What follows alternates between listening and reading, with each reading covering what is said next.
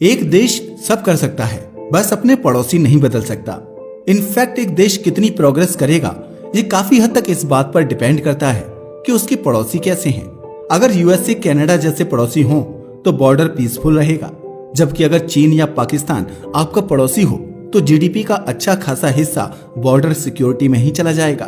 भारत इस मामले में काफी बदनसीब है क्योंकि हमारे आसपास एक भी अच्छा पड़ोसी नहीं है, फिर चाहे बांग्लादेश हो या मालदीव्स या फिर छोटा सा देश नेपाल ही क्यों ना हो। सबसे पहले भारत ने उनकी हेल्प की, लेकिन गिरगिट की तरह इन्होंने हर बार रंग बदला है। वैसे चीन और पाकिस्तान की तो आप पूछे ही मत, उनकी भारत के साथ दुश्मनी किसी से छुपी नहीं है। मगर आप जानकर हैरान रह जाएंगे, जल्द ही भारत के पास एक और पड़ोसी देश होगा, लेकिन यकीन मानिए ये सबसे खतरनाक होगा क्योंकि इसके सर पर हाथ होगा सीधे यूएसए का। आखिर क्या है यह पूरा मामला और नया देश कैसे भारत के पास आ सकता है? यूएसए का इसमें क्या रोल होगा? यकीन मानिए पूरी कहानी बेहद इंटरेस्टिंग होने वाली है, तो चलिए डिटेल में जानते हैं।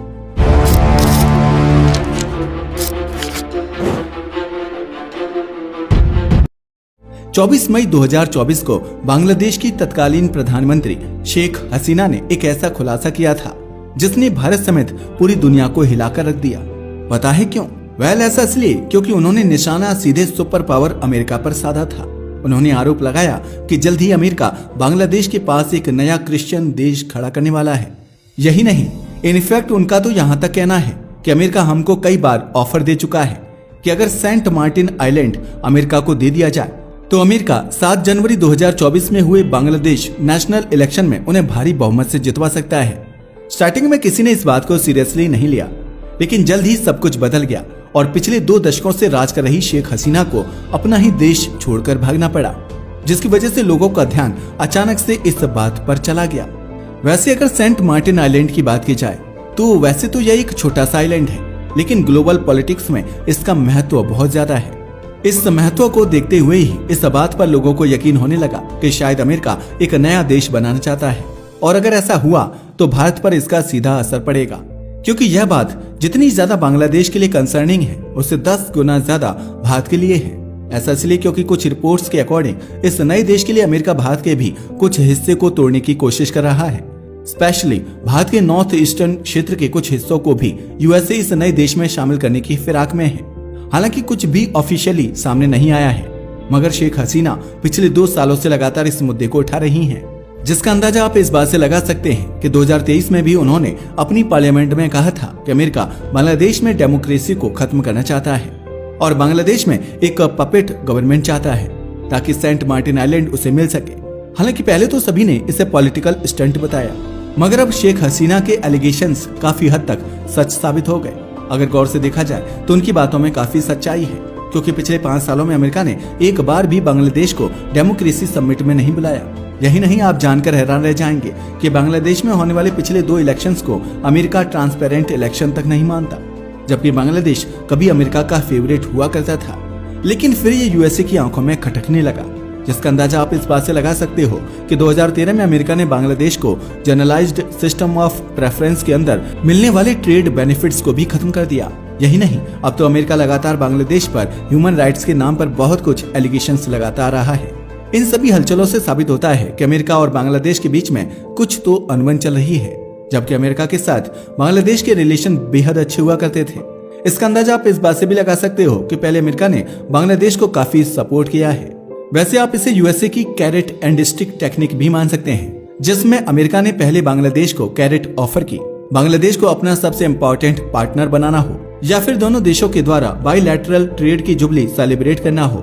मगर फिर कुछ ऐसा हुआ जिससे यह दोस्ती दुश्मनी में बदल गई। हालांकि एक बात तो सच है, ग्लोबल पॉलिटिक्स में न कोई किसी का परमानेंट दोस्त होता है और न ही कोई दुश्मन। इसका जीता जागता एग्जाम्पल हमें 2025 में ही देखने को मिला है, जब दशकों से एक दूसरे के दुश्मन रहे रूस और अमेरिका इतने करीब आ गए कि अमेरिका ने अपनी रहमो करम पर चल रही यूक्रेन तक से पल्ला झाड़ लिया। खैर वो एक अलग बात है, मगर बांग्लादेश और अमेरिका की दोस्ती दुश्मनी में कैसे बदली यह समझने के लिए आपको थोड़ा सा पीछे जाना होगा। दरअसल इस दुश्मनी के लिए रिस्पॉन्सिबल है अमेरिका का पर्सनल इंटरेस्ट, क्योंकि ऐसा कोई सगा नहीं जिसे इसने ठगा नहीं।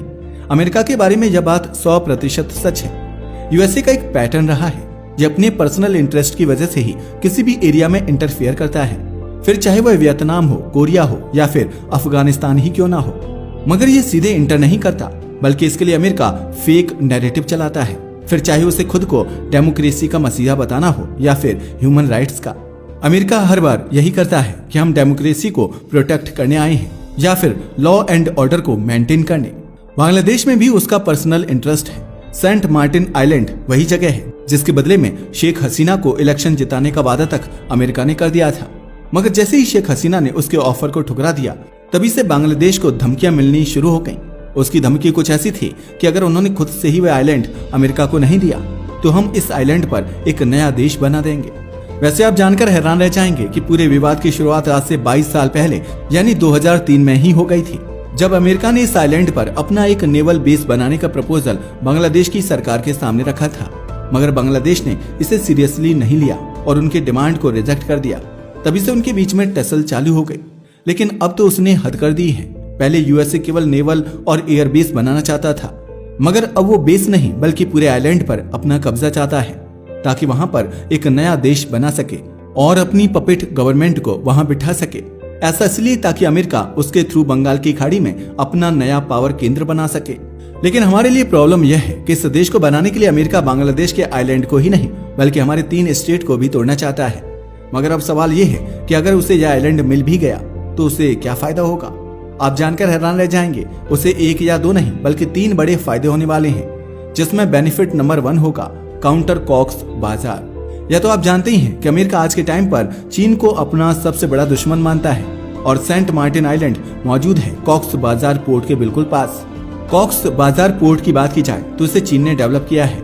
अगर अमेरिका यहाँ आ गया तो वह चीन पर बड़ी आसानी से नजर रख सकेगा। लेकिन चीन पर केवल सर्विलांस करने के लिए अमेरिका इतनी मेहनत नहीं कर रहा है। इसके पीछे कुछ तो ऐसा है जो अभी तक सामने नहीं आ पाया है। अगर अमेरिका के दूसरे बेनिफिट की बात की जाए तो इससे उसे मलक्का स्ट्रेट में एंट्री मिल जाएगी। मलक्का स्ट्रेट ग्लोबल पॉलिटिक्स में कितना महत्व रखता है यह तो आपको पता ही होगा, क्योंकि ये वही जगह है जहां से दुनिया का 60% ट्रेड होता है और चीन का तो 75% ऑयल ट्रेड यहीं से होता है। यही नहीं, चीन की एनर्जी सिक्योरिटी के लिए यह रूट बेहद इंपॉर्टेंट है। अगर यह ब्लॉक हो गया तो चीन की सारी इंडस्ट्रीज एकदम से कोलैप्स कर जाएगी। वैसे मलक्का स्ट्रेट के महत्व को अमेरिका पहले से जानता है, तभी तो आज से 27 साल पहले अमेरिका ने सिंगापुर में एक बेस बनाया था जो मौजूद था सिंगापुर के चांगी पोर्ट में। लेकिन इसकी 2 प्रॉब्लम है। एक तो यह मलक्का के एग्जिट पॉइंट पर है और दूसरा चीन इसके लिए अल्टरनेट लगभग ढूंढ चुका है। एग्जिट पॉइंट पर होने की वजह से अगर अमेरिका चीन के शिप्स को रोकना भी चाहे तो वह तब तक चीन की आर्मी के पास पहुंच चुके होंगे। और साथ ही चीन अपने मलक्का डिलेमा की वजह से 2015 से थाईलैंड को थाई कैनाल बनाने का प्रपोजल देते आ रहा है। दरअसल चीन चाहता है कि थाईलैंड अपने दक्षिण के पोर्ट को काटकर वहां पर एक मैन मेड कैनाल बना दे। अगर यह कैनाल बन गई तो इससे चीन का 1200 किलोमीटर का सफर कम हो जाएगा, जिससे टाइम के साथ साथ फ्यूल की भी बचत होगी। यह डील चीन के लिए पूरी तरह से वर्थ इट है, क्योंकि इससे मलक्का कैनाल पर चीन की डिपेंडेंसी कम हो जाएगी। पहले तो थाईलैंड सरकार ने इसे रिजेक्ट कर दिया, मगर 2020 में आखिरकार पार्लियामेंट में इस प्रपोजल को स्टडी करना स्टार्ट किया, जिससे अमेरिका के पैरों तले जमीन खिसक गई। क्योंकि अमेरिका को समझ आ गया कि आज नहीं तो कल चाइनीज इन्फ्लुएंस या चाइनीज चेकबुक डिप्लोमेसी के डेब्ट ट्रैप में फंसकर थाईलैंड चीन को यहाँ से रोड बनाने की परमिशन दे ही देगा। इसलिए अमेरिका इस रीजन में अपने प्रेजेंस को डेस्परेटली बनाना चाहता है। यही वजह है कि वह लगातार बांग्लादेश पर दबाव बना रहा है। और अब बात करते हैं अमेरिका के तीसरे फायदे की। अगर इस फायदे की बात की जाए तो इससे अमेरिका ऐसा करके अपना कंट्रोल केवल महासागर में ही नहीं बनाना चाहता, बल्कि इस पूरे क्षेत्र से वह अपनी हेजेमनी को वापस लाना चाहता है। और ये वो पहले से चाहता था, जिसका अंदाजा आप इस बात से लगा सकते हो कि भारत की आजादी के बाद से ही अमेरिका ने हमेशा भारत और पाकिस्तान में से पाकिस्तान की साइड ली है। इसका सबसे बड़ा एग्जाम्पल हमें कारगिल वॉर में देखने को मिला था, जब टेररिस्ट्स के जीपीएस कोऑर्डिनेट्स तक शेयर नहीं किए थे, क्योंकि अमेरिका को हमेशा से एशिया में अपने प्रेजेंस के लिए एक अलाई कंट्री चाहिए था, वो भी एक ऐसा अलाइड देश जो बिकाऊ हो। लेकिन जब उन्हें पता चला कि जिस पाकिस्तान पर वो इतनी मेहनत कर रहे हैं वह तो एक फेल्ड स्टेट है और उनके सबसे बड़े राइवल चीन को काउंटर करने के लिए उन्हें भारत जैसे एक डेवलपिंग पावर की जरूरत पड़ेगी, तब से इस नई स्थिति को देखते हुए अमेरिका ने भी अपना पाला बदल लिया और भारत के साथ अपने रिश्ते अच्छे करने में लग गया। लेकिन भारत को अमेरिका का यह झुकाव अच्छे से पता है, क्योंकि हम एक ऐसे विदेश मंत्री की लीडरशिप में हैं जो विदेशी संबंधों को बहुत अच्छे से पहचानते हैं। हमारे विदेश मंत्री एस जयशंकर स्मार्टली इसका फायदा उठा रहे हैं, जिसका अंदाजा आप इस बात से लगा सकते हो कि जब यूक्रेन रूस वॉर के टाइम पर अमेरिका ने हमें कहा था कि आप रूस से तेल मत खरीदो, क्योंकि उस पैसे का इस्तेमाल यूक्रेन के लोगों पर जुल्म करने के लिए किया जा रहा है। तब हमने यूएसए की बात नहीं मानी और तब हमने अपना फायदा देखा। हमने न केवल रूस से तेल खरीदा बल्कि अमेरिका को मुंह तोड़ जवाब भी दिया कि यूरोप रूस से गैस खरीद रहा है तो आप उसे काउंटर कीजिए। आप हम पर अपने विचार थोप नहीं सकते। यही वजह कि अमेरिका चाहकर भी भारत को कुछ नहीं बोल सकता, न ही भारत पर कुछ ज्यादा प्रतिबंध लगा सकता है। तभी तो जहां उसने चीन पर इतने ज्यादा टैक्स लगाए हैं, भारत पर लगाया गया टैक्स फिर भी काफी कम है, क्योंकि वह जानता है कि इस वक्त में उसे भारत की जरूरत है। अब अमेरिका को समझ आ गया है कि भारत पाकिस्तान की तरह उसका पपेट नहीं बन सकता। अब ऐसी सिचुएशन में अमेरिका के लिए एक बेहतर ऑप्शन ये बचता है कि भारत जैसे देश पर डिपेंडेंट होने की बजाय वह खुद ही इस एरिया में अपनी प्रेजेंस को मजबूत कर ले। इसलिए अपने इस गोल को अचीव करने के लिए अमेरिका ये सारी तिकड़मबाजी कर रहा है। इनफैक्ट वह तो इस हद तक नीचे चला गया है कि खुद को सबसे बड़ा लोकतांत्रिक बताने वाला अमेरिका अब धर्म का सहारा ले रहा है। दरअसल बांग्लादेश हो या भारत का नॉर्थ ईस्ट या फिर म्यांमार, सेंट मार्टिन आइलैंड से लगे इन तीनों क्षेत्रों में पिछले कुछ टाइम से काफी तनाव देखने को मिल रहा है। पिछले साल से मणिपुर जल रहा है। म्यांमार में आर्मी रूल की व्यवस्था काफी टाइम से चल रही है और बांग्लादेश में क्या हाल है ये तो आपने देखा ही है। और इन तीनों एरिया में केवल एक चीज कॉमन है और वो है कुकीज ट्राइब। आप जानकर हैरान रह जाएंगे कि ये कुकीज क्रिश्चियन रिलीजन से हैं। अमेरिका इन्हीं ट्राइब को मिलाकर एक क्रिश्चियन देश बनाना चाहता है। अगर अच्छे से एनालाइज किया जाए तो कहीं शेख हसीना का दावा सच तो नहीं कि यूएसए जल्दी वहां एक क्रिश्चियन देश बनाना चाहता है, क्योंकि अमेरिका जानता है कि रिलीजन एक ऐसी स्ट्रिंग है जिससे एक ही बार में ज्यादा से ज्यादा लोगों को जोड़ा जा सकता है। और अगर यह सच हुआ तो उसका इंडिया पर काफी नेगेटिव असर होगा। मगर अब सवाल ये है कि आपको क्या लगता है, क्या सच में अमेरिका कोई नया देश बनाने की हिम्मत रखता है या फिर यह केवल एक राजनीति स्टंट है? अपनी राय को हमें कमेंट करके बताना ना भूलिएगा। साथ ही अगर आपको हमारी वीडियो पसंद आई तो उसे लाइक और हमारे चैनल को सब्सक्राइब करें। जय हिंद दोस्तों।